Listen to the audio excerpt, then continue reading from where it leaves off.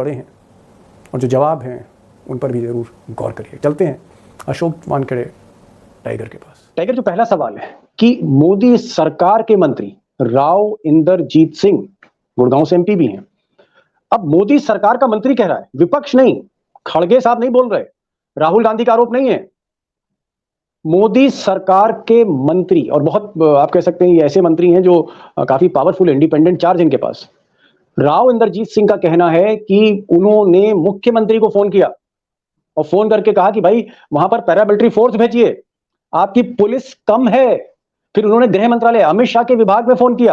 अब वो पता नहीं अमित शाह ने फोन उठाया, जिसने भी उठाया, लेकिन इंडियन एक्सप्रेस में राव इंदरजीत सिंह ने कहा है, मोदी के मंत्री ने कहा है कि गृह मंत्रालय को फोन किया कि भाई फोर्सेस भेजिए, वहां पर पुलिस कम तैनात की जा रही है, पुलिस कम है। अगर इस तरह की गलतियां हरियाणा सरकार की अब सामने आ रही हैं, तो आपको क्या लगता है कि लोगों को मौका दिया जा रहा था दुकानें जलाने का, घर जलाने का, हमले करने का? दीपक भाई, पुलवामा हुआ कि होने दिया गया? अहम सवाल देश के सामने। नूह के दंगे करवाए गए या होने दिए गए? कल 20 साहब का स्टेटमेंट कि मोनू मनेसर का कोई लेना देना नहीं, मोनू मनेसर का खास साथी बिट्टू बजरंगी जुलूस में उस यात्रा में नारा लगाता है कि फूल लाओ हार लाओ, जीजा आया है। ये भगवान के मंदिर जाने वाली यात्रा थी या बारात थी किसी की, या शव यात्रा थी देश के संविधान की? सवाल ये उठता है। मानता हूं कि कुछ लोग बीजेपी में चले गए, लेकिन लगता है थोड़ी नैतिकता बची हुई है, थोड़ी इंसानियत कहीं ना कहीं दिल में है, पुराना कांग्रेसी प्रेम जो कांग्रेस ने, जो महात्मा गांधी और लोकमान्य तिलक की कांग्रेस। लेकिन ये जो राव इंदरजीत सिंह है, राव इंदरजीत सिंह जो मोदी के मिनिस्टर हैं, इनका ये कहना कि उनको फोन करना पड़ा मुख्यमंत्री को, वो बता रहे हैं कि भैया वहां पर पुलिस भेजो, पैरामिलिट्री भेजो। भाई मैं उसी पे आ रहा हूं, ये ओरिजिनल भाजपाई नहीं है जिनकी इंसानियत जिनमें मर चुकी हो। हाँ, वो कांग्रेस से जुड़े हुए थे पहले, कांग्रेस से आए हुए हैं तो कभी इंसानियत बाकी है। इसलिए उन्होंने दो सवाल पूछे। पहला सवाल कि इस धार्मिक यात्रा में हथियारों का क्या काम, फरसा और तलवार लेके क्यों निकले? और दूसरा सवाल पूछा कि मैंने मुख्यमंत्री को कहा, मैंने गृह मंत्री को कहा कि इनके पास ये विस्फोटक हो सकता है, पैरामिलिट्री फोर्स भेजिए, क्यों नहीं भेजी गई? कम पुलिस है, इनसफिशिएंट पुलिस। वो तो पता, इनसफिशिएंट पुलिस तभी कल ही मैंने इस पे बात की थी कि जब आपके पास के जिले में से आप दंगा भड़काने के भड़कने के बाद आप पुलिस मंगवाते हो, इसका मतलब वहां पुलिस कम थी। तो आपने एक, क्या हो सकता है, एक इंटेलिजेंस की रिपोर्ट थी हरियाणा गवर्नमेंट में, मैं आगे की बात बताता हूं आपको। इंटेलिजेंस की रिपोर्ट थी 10 दिन पहले की कि दंगे होने की आशंका है, हथियार लेके जाएंगे जुलूस में। लेकिन हरियाणा गवर्नमेंट ने लोकल एसएचओ को क्यों नहीं बताया? एसएचओ को क्यों कहता है कि हमारे पास कोई इनपुट नहीं था, नहीं तो हम तैयारी करते? ये इनपुट रोका किसने?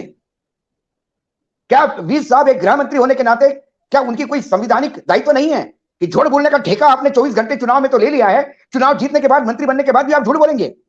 आपने कहा नलहर के मंदिर में 4000 हिंदुओं को बंधक बना दिया मुसलमानों ने, यह गृह मंत्री का स्टेटमेंट है। और उसके बाद में मंदिर का जो पुजारी है वो कहता है कि भाई यहां कौन मुसलमान आया था? यहां तो मंदिर में हिंदू छुपे थे, बंधक तो किसी ने नहीं बनाया था, क्योंकि आपको ये बोल के दंगे भड़काने हैं। वीएचपी के, विश्व हिंदू परिषद के महासचिव सुरेंद्र जैन ये नूह में थे, उन्होंने जो भाषण दिया मैं बोल भी नहीं सकता यहां पे, क्योंकि मैं अपने आप को एक अच्छा इंसान मानता हूं, अच्छा भारतीय मानता हूं, जिम्मेदार मानता हूं। जो हेड स्पीच उन्होंने दिया, वो ललकारते कि मोनू मनेसर को रोकने वाला कौन होता है? प्रशासन। ये प्रशासन से ऊपर हो गए, ये संविधान के ऊपर हो गए, ये है कौन? देश का ठेका इन्होंने लेके रखा है, मेरे हिंदू धर्म का ठेका इन्होंने लेके रखा है।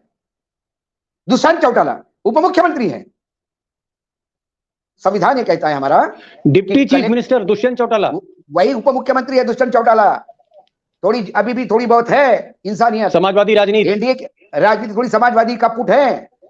उन्होंने कहा कि इस यात्रा के आयोजक जिम्मेदार हैं, परमिशन ही नहीं ली गई थी इस यात्रा के लिए। क्या कहां सर्वोच्च न्यायालय इंटरवेन करेगा पूरे देश में? जब राहुल गांधी ने कहा कि केरोसिन छिड़का के रखा है पूरे देश में, तो देश की बड़ी बदनामी हुई। आज ये दंगों की रिपोर्टिंग पूरे विश्व में हो रही होगी तो बड़ा देश का सम्मान हो रहा होगा। गलत बयानी करते हैं, आग भड़काने वाले मंत्रियों को संभालने वाली बयान करनी चाहिए कि आग भड़काने वाले बयान करनी चाहिए? कौन है मनु मनीसर? दामाद है आप लोगों का, जो कहते हो कि प्रशासन कैसे रोकता है इसको? गुंडों को महिमामंडित करोगे, जो फरार मुजरिम है उसको महिमामंडित करोगे? अरे हिंदू है, मुसलमान है, कोई भी हुए, मुजरिम होता है, मरने वाला इंसान होता है, चाहे कोई भी किसी भी समाज का हो। जी, क्या ये आग आपने इतने साल अपने इन्वेस्टिगेशन रिपोर्टिंग की दीपक भाई, 2 मिनट में बोलने दीजिए। आप कई बार थाने गए हैं, हम कई बार थाने गए, हम पुलिस के कंट्रोल रूम में हमने देखा, पूरे शहर का मैप होता है, उस मैप में मार्किंग होता है कि ये सेंसिटिव जोन है, जरा शहर में गड़बड़ होती है, उस सेंसिटिव जोन के पास पुलिस पहुंचती है, गाड़ियां पहुंचती है, उस एरिया को कवर किया जाता है। हिंदू मुसलमान है, बस्तियां हैं, जहां बस्तियां हैं। क्या गुड़गांव में इतने दिनों से नमाज पढ़ने को लेकर झड़पें नहीं हो रही थी? क्या नूह के बाद गुड़गांव, क्या नूह से अलग है गुड़गांव? क्या ये मेवात का पार्ट नहीं है?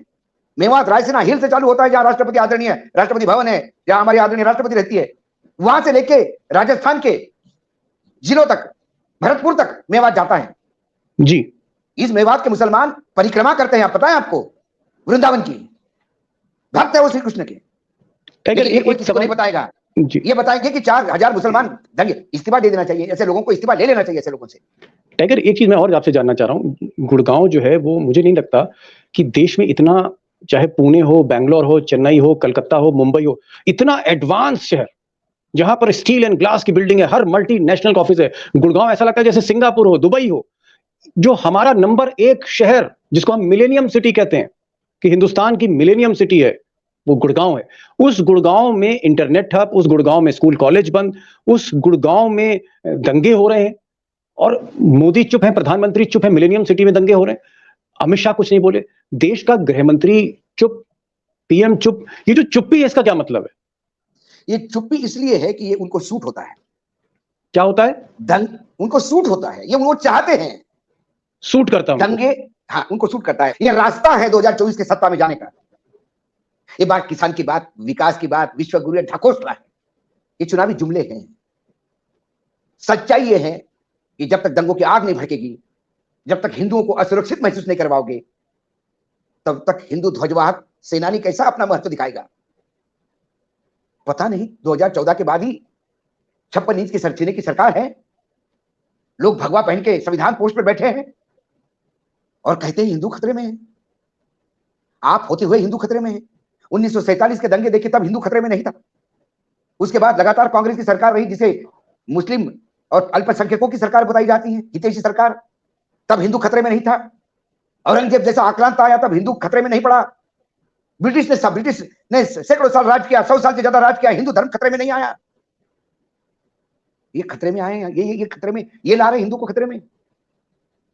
ये जो गुजरात का मॉडल था ना दीपक भाई 2014 में, जी, जो देश पे लागू होना था, यह है गुजरात का मॉडल जो देश पे लागू हो रहा है। टाइगर, एक चीज और इसमें जो चीज आ रही है कि फोर्सेस समय पर नहीं भेजी गई, वहां पर एक्शन थोड़ा देर से हुआ, फिर इस दंगे को ये फैलता रहा, आग भड़कती रही। आज सुबह भी मुझे कोई बता रहा था कि गुड़गांव में जो छोटे छोटे रेस्टोरेंट हैं, ढाबे हैं, जहाँ मुसलमानों के थे, चुन चुन कर उनको जलाया गया, भीड़ को मौका दिया गया। ये जो लैप्सेस हैं, हमने देखा बरेली में एक पुलिस कप्तान जो कांवड़ियों को रोकता है, लाठी चार्ज करता है, मुसलमानों की बस्ती में जाने नहीं देता, उस चौधरी को, एसएसपी चौधरी, एक यंग आईपीएस ऑफिसर, उसका योगी सरकार मिनटों में तबादला कर देती कि भाई तुमने दंगा रोका क्यों? जिसको इनाम देना चाहिए उसका तबादला। और यहाँ गुड़गांव जल रहा है, ना कहीं आईजी पर कोई एक्शन है, ना कप्तान पे कोई एक्शन है, ना डीआईजी पे कोई एक्शन है, ना डीसी पे कोई एक्शन है, ना किसी आईएएस आईपीएस पर कोई एक्शन है। तो ये क्या है? ये क्या एक टैसिट अंडरस्टैंडिंग माने सबने आंख बंद रखी है, या जो जस्टिस चंद्रचूड़ कह रहे थे मणिपुर के लिए कि सिस्टमिक वायलेंस है, पूरा का पूरा तंत्र मिला हुआ है? ये जो तंत्र मिलकर अगर वायलेंस होगी तो देश कैसे चलेगा? टाइगर, मैं आपको बता देता हूं दीपक भाई, एक आईपीएस अधिकारी की ताकत क्या होती है। महाराष्ट्र का कोल्हापुर, दंगे शुरू हुए, माहौल बिगड़ गया, 1 महीने पहले की बात है। वहां एक आईपीएस ऑफिसर थे, आईजी फुलारी, वो दंगों के जगह रास्ते में उतर गए, खुद डंडा लेके। जब आईजी सामने से डंडा लेके खड़ा होगा ना जी, तो उसका सिपाही भी जी जान लगाने के लिए आया, और सिर्फ 5 मिनट के अंदर कोल्हापुर शांत हुआ। ना हिंदू ना मुसलमान, सब घर पे चले गए, क्योंकि उनको पता पड़ गया था कि प्रशासन, शायद फुलारी ने मुंबई से फोन नहीं उठाए होंगे, वो कर पाए। जी, आप एकदम सही कह रहे हैं, आप एकदम सही कह रहे हैं। आपकी बात से आईपीएस ऑफिसर चौधरी जो कमांडो का ट्रेनिंग लेके आता है बरेली का, जो किसानों का वो इतना बड़ा आंदोलन हैंडल करता है, लेकिन उसने सरकार का आदेश नहीं माना। सरकार 2 आदेश देती है, एक लोगों के लिए और एक अधिकारियों के लिए। लोगों के लिए आदेश होती है कि दंगों पे कंट्रोल किया जाए, और अधिकारियों को आदेश होता है कि दंगे होने दिए जाए। इन्होंने होने नहीं दिए, तो सरकारी काम में बाधा डालने का आरोप है इन पे, एसएसपी पे सरकारी काम में बाधा डाली, इसलिए उनका इस्तीफा, उनका ट्रांसफर हुआ है। जी जी, ये ऐसे असंख्य उदाहरण मैं दिखा देता हूं आपको।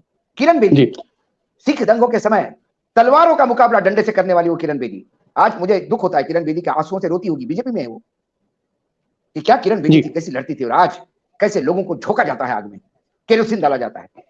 राहुल गांधी ने सही कहा था, पूरे देश में केरोसिन फेंका गया है अब जी बस, और ये माचिस लेके घूम रहे हैं, माचिस लेके घूम। फाइनल सवाल, समय भी हो रहा है, आज संसद में इस तरह की बातें हो रही थी और विपक्ष भी इस तरह का इल्जाम लगा रहा है कि क्योंकि मोदी जी कुछ कर नहीं पाए, अच्छे दिन ला नहीं पाए, बेरोजगारी देश में बढ़ रही है, महंगाई देश में बढ़ रही है, चीन हमारे बॉर्डर पे खड़ा हुआ है, चुनाव लगातार मोदी जी हार रहे हैं, मोदी मैजिक जो है कहीं ना कहीं फीका पड़ रहा है, तो विपक्ष का ये कहना है कि कहीं ना कहीं जो दंगे हैं ये एजेंडा सेट किया जा रहा है कि जो दंगे मणिपुर में थे वही हम अब हरियाणा में देख रहे हैं, और कहीं ना कहीं एक एजेंडा सेट हो रहा है। आपको लगता है कि जो सत्यपाल मलिक कह रहे थे कि हिंदू मुस्लिम दंगे कराए जा सकते हैं, माहौल गर्म किया जा सकता है, जिसका एडवांटेज जो है सत्ता पक्ष को मिल सकता है? मैं एक सवाल पूछता हूं दीपक भाई आपको, इनके तर्कश में बचा क्या है इसके सिवा? बेरोजगारी तो खत्म नहीं कर पाए, गरीबी तो खत्म नहीं कर पाए। प्रधानमंत्री जी ने पहली बार प्रधानमंत्री बनने के बाद लाल किले से भाषण दिया था ऐतिहासिक, और हमारे पड़ोसी पाकिस्तान को नसीहत दी थी, क्या आपस में लड़ेंगे हम? अरे आओ दोनों मिलकर लड़े गरीबी से, आओ दोनों मिलकर लड़े बेरोजगारी से, आओ दोनों मिलकर लड़े भुखमरी से, आओ दोनों मिलकर लड़े महंगाई से। क्या आज प्रधानमंत्री अपने देश में संदेश देने की स्थिति में है कि क्यों आपस में लड़ रहे हो? आओ मिलकर लड़े गरीबी से, क्योंकि इनकी गरीबी की लड़ाई फेल हो गई, बेरोजगारी में फेल हो गए, महंगाई में मुंह पे गिर गए। मुझे किसी ने कहा था, 30 सेकंड लूंगा, किसी ने मुझे कहा था, एक वेल इंजीनियर, ये जो ऑयल निकालने वाला जो रिफाइनरीज होती है उसका एक इंजीनियर मुझे मिला। मैंने कहा कि जब पेट्रोल के कुएं में आग लगती है तो क्या करते हो आप? उन्होंने कहा सर, पेट्रोल के कुएं में जब आग लगती है तो जहां आग का जो पॉइंट है उसके पास जितना नजदीक जा सकते वहां जाके एक ब्लास्ट किया जाता है बड़ा, उस ब्लास्ट से ऑक्सीजन कट ऑफ होता है और वो आग बुझने का चांस होता है। मतलब कुएं की आग बुझाने के लिए आपको ब्लास्ट करना पड़ता है। इस देश में बेरोजगारी की आग लगी है, इस देश में भूखमरी की आग लगी है, 85 करोड़ लोग सरकार के अनाज पे भूख फ्री में, मतलब वो गिफ्ट पे जी रहे हैं। इस देश में 6000 तलाटियों के लिए 11 लाख एप्लीकेशन आते हैं, बेरोजगारी का आलम है। महंगाई का तड़का ऐसा लगा है कि बाप बाप कर रहा है इस देश का आदमी। इस देश की सारी समस्याएं विकराल रूप में आग का एक बड़ा प्रचंड गोला बनकर तैयार हुआ है। अब उस गोले को बुझाने के लिए एक ब्लास्ट करना जरूरी है, और वो ब्लास्ट हिंदू मुसलमान की लड़ाई है। इस ब्लास्ट से आप सारा फोकस चेंज कर दोगे। जो लोग बेरोजगार हैं उनके हाथ में डंडे थमाओगे, तलवारें थमाओगे। जो लोग महंगाई के लिए रो रहे हैं वो अपने बच्चों के लाशों पे रोएंगे। जो लोग गरीबी से त्रस्त है वो उनको धर्म का तड़का दिया जाएगा। अब दोस्तों, जो एक और बड़ा सवाल है कि मणिपुर के दंगों का जिस तरह से एक्सरे हो रहा है, चीफ जस्टिस चंद्रचूड़ की अदालत में क्या कमियां थी, क्या खामियां थी, और चंद्रचूड़ जिस तरह से सवाल पर सवाल दाग रहे हैं, सरकार को कटघरे में खड़ा कर रहे हैं, मोदी से लेकर अमित शाह से लेकर मणिपुर के मुख्यमंत्री तक को। और उन्होंने जिस तरह से ऑब्जर्वेशंस अपने दिए कि क्या मणिपुर के दंगे में सिस्टम 2 महीने तक पूरी तरह फेल हो गया था, सरकारी मशीनरी फेल हो गई थी, क्या यह सिस्टमिक वायलेंस है महिलाओं के खिलाफ, लोगों के खिलाफ? क्या ये दंगे जो हरियाणा के हैं इसी तर्ज पे, मणिपुर की तर्ज पे, क्या चंद्रचूड़ की अदालत में ये भी जाएंगे? क्या मणिपुर के बाद मेवात का भी एक्सरे होगा?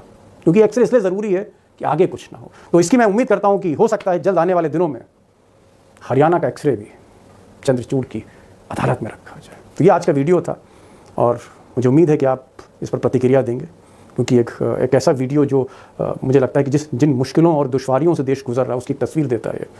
और मैं आपके कमेंट्स का इंतज़ार करता हूँ। अगर आपने मेरा चैनल सब्सक्राइब नहीं किया तो प्लीज़ उसको सब्सक्राइब करिए, दोस्तों से कहिए, और बेल आइकन जो है उसको आप ज़रूर क्लिक करिए, नोटिफिकेशन मिलेगा, वीडियो आपको मिलेगा।